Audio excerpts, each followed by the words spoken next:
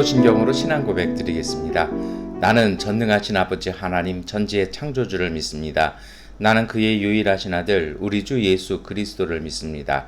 그는 성령으로 잉태되어 동정녀 마리아에게서 나시고 본디오 빌라도에게 고난을 받아 십자가에 못 박혀 죽으시고 장사된 지 사흘 만에 죽은 자 가운데서 다시 살아나셨으며 하늘에 오르시어 전능하신 아버지 하나님 우편에 앉아 계시다가 거기로부터 살아있는 자와 죽은 자를 심판하러 오십니다. 나는 성령을 믿으며 거룩한 공교회와 성도의 교제와 죄를 용서받는 것과 몸의 부활과 영생을 믿습니다. 아멘. 찬송가 510장 찬송 드리겠습니다.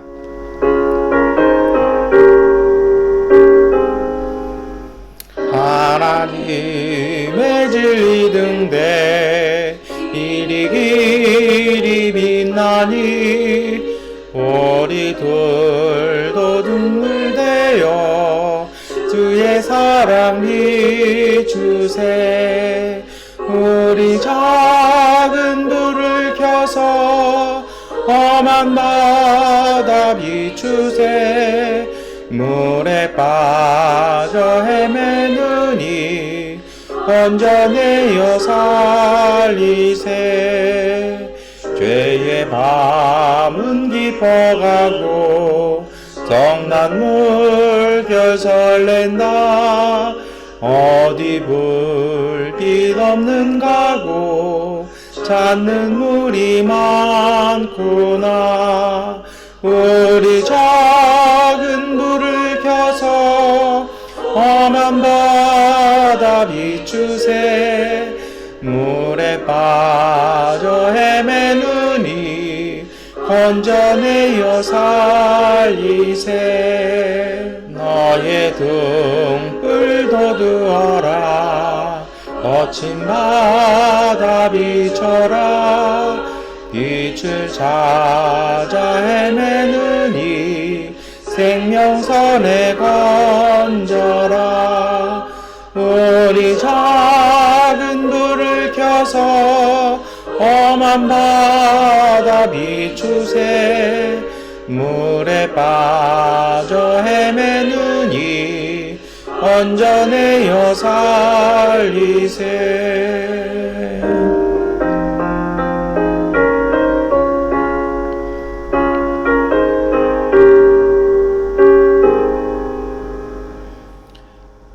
사무엘상 18장 6절부터 9절, 19장 1절부터 7절까지의 말씀을 세번역번 성경으로 함께 읽겠습니다. 다윗이 블레셋 사람을 쳐 죽이고 군인들과 함께 돌아올 때에 이스라엘의 모든 성읍에서 여인들이 소구와 꽹과리를 들고 나와서 노래하고 춤추고 환호성을 지르면서 사울 왕을 환영하였다. 이때에 여인들이 춤을 추면서 노래를 불렀다. 사울은 수천 명을 죽이고 다윗은 수만 명을 죽였다. 이 말에 사울은 몹시 언짢았다. 생각할수록 화가 치밀어 올랐다. 사람들이 다윗에게는 수만 명을 돌리고 나에게는 수천 명만을 돌렸으니 이제 그에게 더 돌아갈 것은 이 왕의 자리밖에 없겠군 하고 투덜거렸다. 그날부터 사울은 다윗을 시기하고 의심하기 시작하였다. 사울은 자기의 아들 요나단과 자기의 모든 신하들이 듣는 데서 다윗을 죽이겠다고 말하였다. 사울의 아들 요나단은 다윗을 매우 좋아하고 있었으므로 다윗에게 이것을 귀뜸하여 주었다. 나의 아버지 사울이 자네를 죽이려 하니 나의 말을 듣게. 자네는 내일 아침 일찍 몸을 피하여 외진 곳으로 가서 숨어 있게. 자네가 숨어 있는 들로 아버지를 모시고 나가서 내가 아버지 곁에 붙어 다니다가 기회를 보아 자네 일을 아버지께 여쭈어 보고 거기에서 있었던 일을 내가 곧 자네에게 일러 주겠네. 요나단은 아버지 사울 앞에서 다윗의 좋은 점들을 이야기하였다. 그는 사울에게 말하였다. 아버지께서는 아버지의 신하 다윗을 해치려고 하십니다만 이런 죄를 지으시면 안 됩니다. 다윗은 아버지께 죄를 지은 일이 없습니다. 오히려 다윗은 아버지를 도와서 아주 좋은 일들만 했습니다. 그는 자기 목숨을 아끼지 않고 블레셋 장고를 쳐 죽였고 그래서 주님께서 온 이스라엘에게 이렇게 큰 승리를 안겨주셨습니다. 아버지께서도 그것을 직접 보고 기뻐하셨습니다. 그런데 지금 무엇 때문에 이유도 없이 다윗을 죽여 죄 없는 피를 흘려 죄를 지으려고 하십니까? 사울이 요나단의 말을 듣고 맹세하였다. 그래 주님께서 확실히 살아 계심을 두고 맹세하마 내가 결코 다윗을 죽이지 않겠다. 요나단이 다윗을 불러다가 이 모든 일을 알려주고 나서 다윗을 사울에게 데리고 가서 전처럼 왕을 모시게 하였다. 아멘. 여러분 오늘 우리가 사무엘상 18장 말씀 읽었습니다. 우리 어제 읽었던 17장과는 좀 변화가 있죠. 다윗이 이제는 장군이 되어서 아마도 선봉장이 이렇게 되었던 것 같아요. 그러니까 최정의 돌격 대장이 된 것 같습니다. 아마도 오늘 본문을 이렇게 보면요. 사울과 함께 전쟁에 나갔던 것 같습니다. 이게 6절 하반절에 이게 참 본문이 구성이 참 재밌어요. 한번 6절 말씀 읽어보시겠습니까? 다윗이 블레셋 사람을 쳐 죽이고 군인들과 함께 돌아올 때 이스라엘의 모든 성읍에서 여인들이 소구와 꽹과리를 들고 나와서 노래하고 춤추고 환호성을 지르면서 사울 왕을 환영하였다. 이 노래가 된 거잖아요. 그 앞에 배경은 어때요? 이렇게 다윗이 블레셋에게 전 승리를 거두었습니다. 그래서 아마도 이제 귀환하면서 개선 행진을 했던 것 같아요. 그러니까 이제 거쳐오는 곳마다 여인들이 나와서 그 시대 이제 풍습 이렇게 있죠. 그래서 이렇게 개선을 환영하는데 누구를 찬양하는 겁니까? 사울을 찬양을 해요. 그러니까 본문 안에서 그것도 한 문장 안에서 두 명이 이렇게 공존하는 아주 독특한 문장 형태를 이렇게 딱 갖죠. 그런데 이게 아마도 그 시대의 좀 묘한 정국을 이 문장 속에 담아낸 것 같은데요. 7절에 보면 이제 문제의 그 시작이 여기서 시작되는 거죠. 여인들이 노래를 부르는데 그 노래가 가사가 이렇죠. 사울은 수천을 죽였고 다윗은 수만을 죽였다. 어떻게 보면 이제 사울은 아무래도 왕이니까 그리고 다윗이 돌격대자니까 많이 죽였겠죠. 이제 그것도 있겠지만 사실은 어떤 의미냐면 지금까지 왕으로서 사울이 거둔 승리가 수천이라면 다윗은 그보다 더 위대한 승리를 거두었다. 이제 이렇게 이야기를 하는 것으로 볼 수가 있습니다. 근데 여러분, 이 노래가 이제 그 문제가 돼요. 왜냐하면 이때부터 사울이 이제 나쁜 생각을 하게 됩니다. 이처럼 백성들 여론이 다윗을 좋아하니 이제 내가 가져갈 건 왕의 자리밖에 없겠구나라면서 이제 문제가 몰리기 시작하는 거죠. 원래 백성들이 부르는 노래처럼 무서운 것이 없습니다. 아마도 여론이 그렇게 갔던 것 같아요. 그러니까 사울 입장에서는 시기하고 의심하기 시작합니다. 그리고 19장에 가면은 드디어 무엇을 하게 됩니까? 공공연하게 자기 측근들이 모인 자리에서 죽이겠다라고 얘기를 하는 거죠. 이게 왜 그래요? 그러니까 자신의 왕권을 지키겠다라는 이야기를 이렇게 합니다. 그리고 이것을 왜 공개적으로 할까요? 화가 나서 하는 걸 수도 있습니다만 어떤 얘기도 있어요. 이제 그 지도자의 의중이 이러니 너희 중에 아무나 가서 그렇게 해도 된다라는 사실은 이제 공개적인 숙청 지시일 수도 있고 암살 지시일 수도 있습니다. 그러니까 왕의 심중을 헤아려서 이렇게 행하라는 것이죠. 여기에서부터 또 이제 문제가 사실 생기기 시작합니다. 여러분, 사울 왕국이 무너진 이유 중에 하나가요, 블레셋과의 전쟁에서 무너집니다. 그런데 그 패전의 이유를 보면은 뭐 다윗과 같은 용정이 없을 수도 있어요. 그런데 군대라는 것이요, 전에도 지난주에도 제가 이렇게 말씀을 드렸습니다만 그것은 뭐 용력이라든지 전술, 뭐 전략, 뭐 이런 것도 있어요. 그런데 군대는요, 제가 지난주에도 말씀을 드렸습니다만 경제전쟁이에요. 엄청나게 많은 군비가 들어갑니다. 군인들이 하루에 얼마나 먹어치우는데요. 그리고 그 군수품들이 있잖아요. 어떤 시대든 군수품은 그 당시로서는 최첨단을 사용합니다. 우리가 생각하기에 뭐 창, 칼, 이거 뭐 별거 아니라고 생각하시죠? 고대에는요, 이때는요, 이것이 정말 문명에 있어서 최첨단 문명들이었어요. 그러니까 얼마나 고가겠어요. 그런데 그것을 그러한 그렇게 상비군들을요 계속해서 움직이고 작전을 수행하는 거예요. 우리나라도요, 전쟁이 발발해서 이 전투를 수행하는 날짜가 할 수 있는 날짜가 그 외부 지원 없이 할 수 없는 있는 날짜가 한 달이 채 안 됩니다. 이게 탄약도 부족하고 식량도 부족하고 유류, 기름, 에너지도 부족하고 뭐 이게 한 달이 채 안 돼요. 우리나라도요. 외부에서 공급해주기 전까지요. 근데 고대에 얼마나 많은 돈이 들어가겠어요? 근데 이것을 계속해서 다윗을 추격하는데 계속해서 전력을 낭비합니다. 그렇게 낭비하다가 끝까지 다윗을 쫓다가 나중에 블레셋이 침공해 오니 효과적으로 방어할 수 있을까요? 군인들도 지쳤고 전력도 이제 이렇게 됐고요. 뭐 여러 가지 군수품들도 모자르고 그러니 무리하게 전투를 벌여서 할 수밖에 없죠. 원래 센 쪽하고 약한 쪽이 하면은 방법이 딱 하나밖에 없어요. 그것은 치고 빠지는 걸 통해서 장기화합니다. 그리고 침공해오는 침공군이 이제 그 물자가 떨어져서 돌아갈 때를 기다렸다 되치는 방법이죠. 이것이 사실 우리나라가 중국을 상대했던 방법이기도 한데요.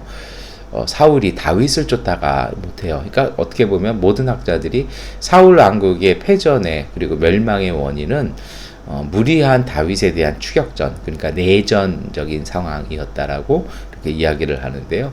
그 모든 것의 시작은 다윗의 범죄가 아니라 어디서 시작합니까? 사울의 이 시기와 질투에서 시작합니다. 여러분, 참 그래요. 사람이 못나면요, 제일 먼저 하는 것이 자기 보호를 합니다.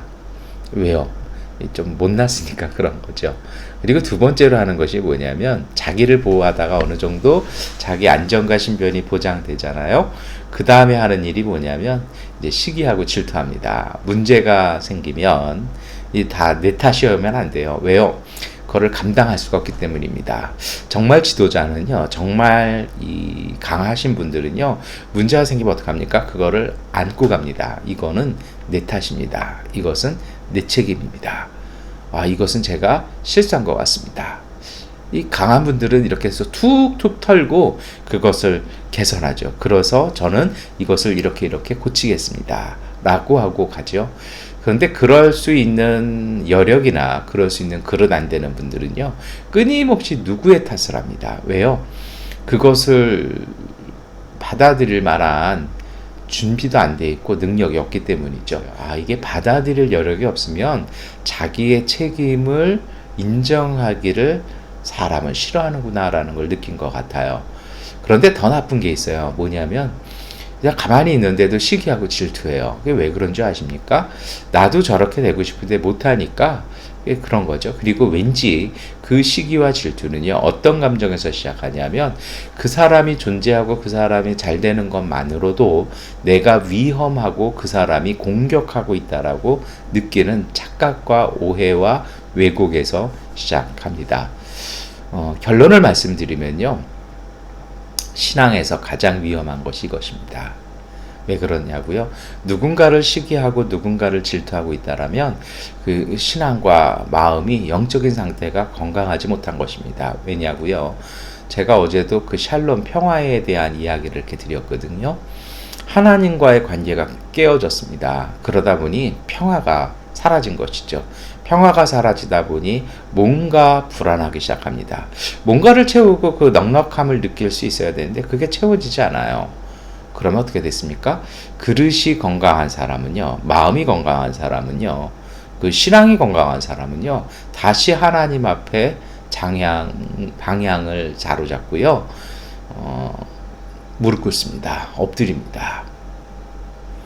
그런데 그 그릇이 크지 못하고 마음이 건강하지 못하면요, 누군가의 탓으로 돌려버리기 시작합니다. 그리고 누군가를 공격하기 시작합니다. 이것은 바로 바른 신앙과의 문제라는 것이죠. 여러분, 오늘 아침에 오늘 우리는 어떻습니까?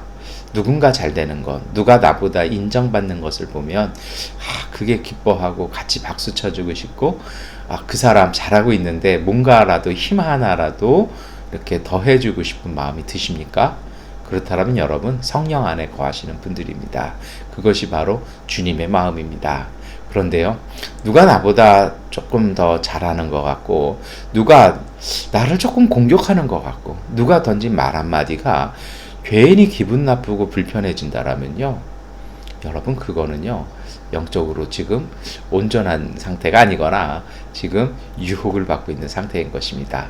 오늘 우리가요, 이러한 상태를 잘 보아야 할 것 같아요. 그런 마음과 그런 생각, 그러한 느낌들, 그러한 삶의 어떤 패턴들, 그게 그냥 단순한 삶의 패턴일까요? 제가 이것 때문에 서두에서 많이 말씀을 드렸는데요. 사울 왕국의 패전 이유가 무엇이었다고요? 다윗에 대한 시기와 질투였습니다. 그래서 끊임없이 다윗을 공격하고 찾고 수색하고 병력을 움직이다가 정말 써야 할 블레셋과의 전면전에는요, 그 병력과 전세가 전력이 분산되어서 전멸할 수밖에 없었다는 것입니다. 여러분, 왕과 왕자가 죽었다? 이거는요, 굉장한 패전입니다. 이건 수모예요. 그 모든 일의 단초가 어디입니까? 바로 여기서 시작하는 것입니다. 여러분, 오늘 우리의 삶을 살아가면서 우리가 이것을 기억해야 됩니다. 그래서 로마서 5장의 말씀을 기억하십시오. 신앙생활은요, 어떤 능력을 취득하고요, 이게 막 복잡하고 뭐 성경 공부를 해야 되고 뭐 이거 아니에요. 교리를 외워야 되고 뭐 외우면 좋죠. 유익함은 있어요. 솔직히 유익함은 있어요.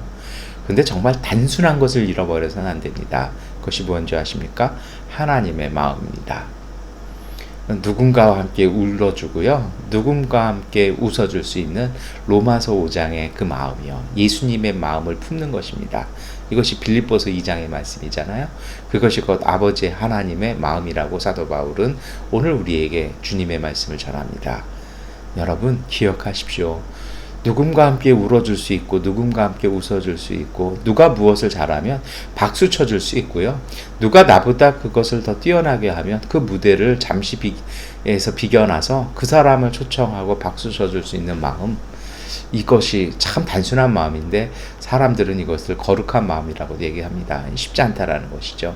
성령이 오늘 우리를 인도하시는 곳은 바로 그러한 마음입니다. 그러한 사람들에게 하나님께서는요, 놀라운 길들을 열어주십니다. 어제도 새벽 예배 말미에 제가 아브라함과 롯의 이야기를 말씀을 드렸어요. 그 아브라함의 마음이 이런 마음이었거든요. 그 조카 롯 한참 열심히 일해서 목자와 가축대가 재산이 증가하고 있는 롯의 가정을 위해서요, 아브라함이 어떻게 합니까? 삶의 자리를 내어주잖아요. 네가 가장 좋은 곳으로 가거라. 나는 그 반대 후미진국 가겠다. 여러분, 이 마음을 통해서 아브라함이 복을 받은 것 우리가 어제도 보았지 않습니까?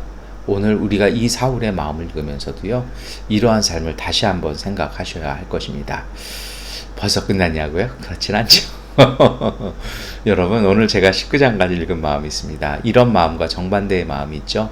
19장부터는요, 요나단의 이야기가 나옵니다. 저는 구약 성서를 읽어나가면서 정말 아까운 사람이 요나단 같아요. 이 다윗과의 그 우정, 그리고 선함이 나오지 않습니까? 이 사람이 우정만 있고 선함만 있는 게 아니에요. 그 앞부분을 쭉 읽어보면 이 사람 지혜도 있고 용력도 있죠. 자기 시종 하나 데리고 다윗을 능가하는 전공을 세워요. 그것이 무엇입니까?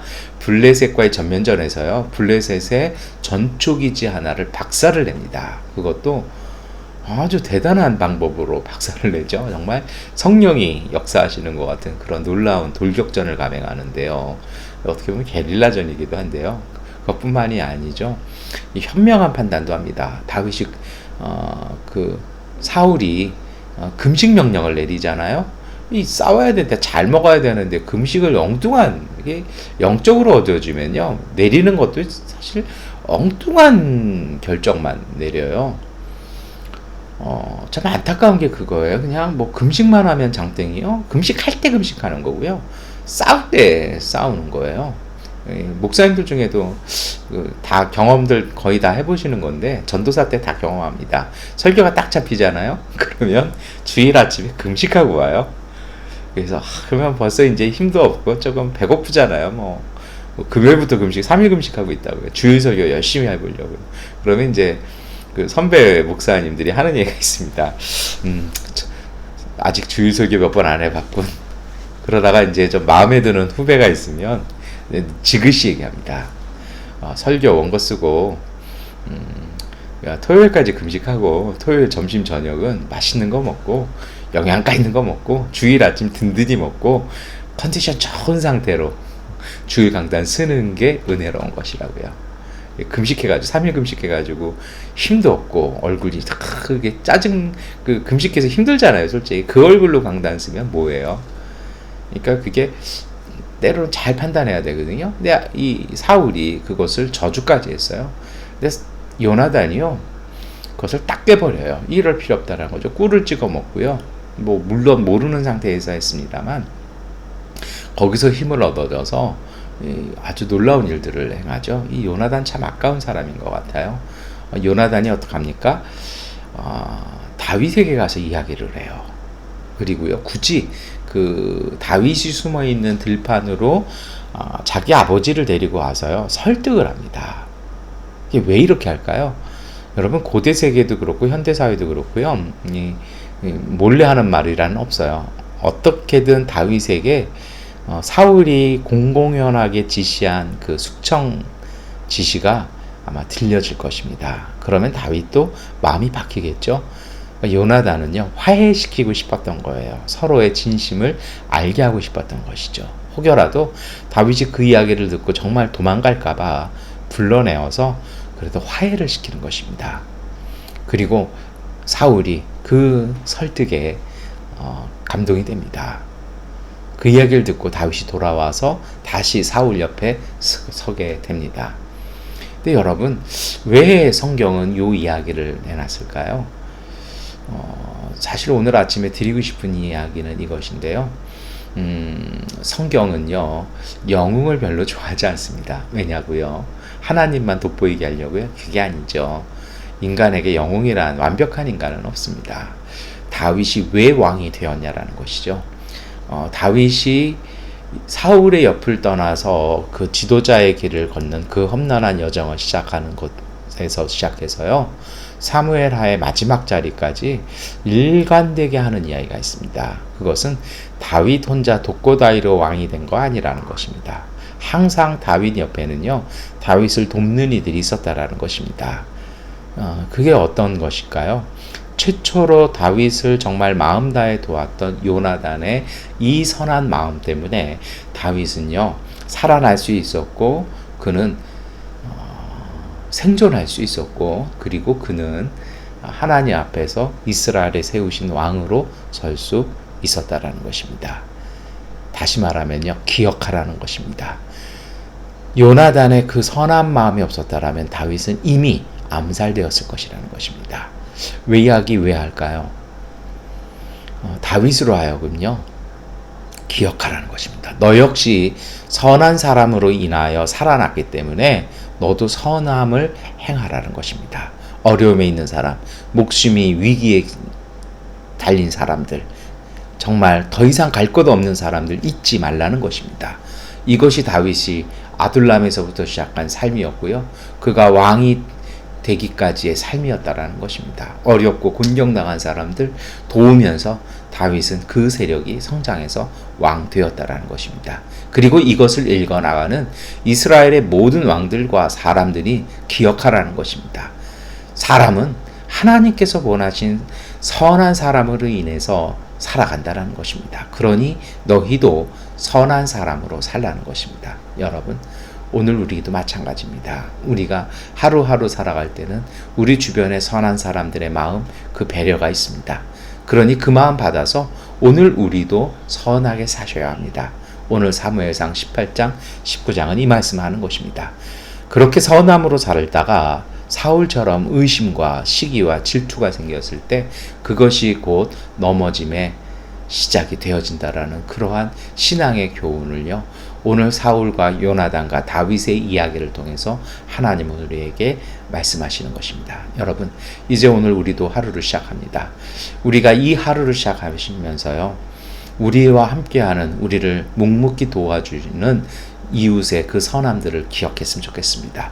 우리와 오셔서 우리와 함께 하여 주시는 하나님의 그 선한 마음 기억하십시오. 그 선한 마음으로 오늘 우리가 이 하루를 살아가니 오늘 우리도요, 그 선함을 우리에게, 이웃에게 베푸시는 복된 삶 사시기를 축원합니다. 그것이 바로 생명의 길이고 그 길이 복된 길입니다. 기도하시겠습니다. 전능하신 아버지 하나님, 자꾸 우리 마음에는요, 독버섯처럼 이상한 마음들, 나쁜 생각들이 솟아오릅니다. 하나님, 뿌리째 뽑아 주시옵시고, 뽑아도 우리 스스로는 잘 뽑아도 뽑혀지지 않을 때마다 주님, 우리가 그것이 아니라 선한 마음과 선한 행동을 베푸는 우리 이웃들을 보게 하시고 그 선함을 보고 닮고 마음에 가득 채워 오늘 우리에게 이웃에게 그 선함을 나누고 베품을 통해서 우리 안에 있는 나쁜 것들, 부정한 것들을 씻어 흘려보낼 수 있는 하나님의 선한 사람들 되게 하여 주옵소서. 오늘 우리가 실천하는 그 선함이 하나님 우리에게 생명되고 은혜되고 축복됨을 알게 하여 주옵소서. 오늘도 진행되어지는 교회 공사 또 진행되어지는 여러 가지 정리 가운데 은혜와 복을 주시고 필요한 것들 주님께서 채워 주시옵소서. 예수 그리스도의 이름으로 기도드립니다. 아멘. 하나님께 기도하는 시간 갖도록 하겠습니다.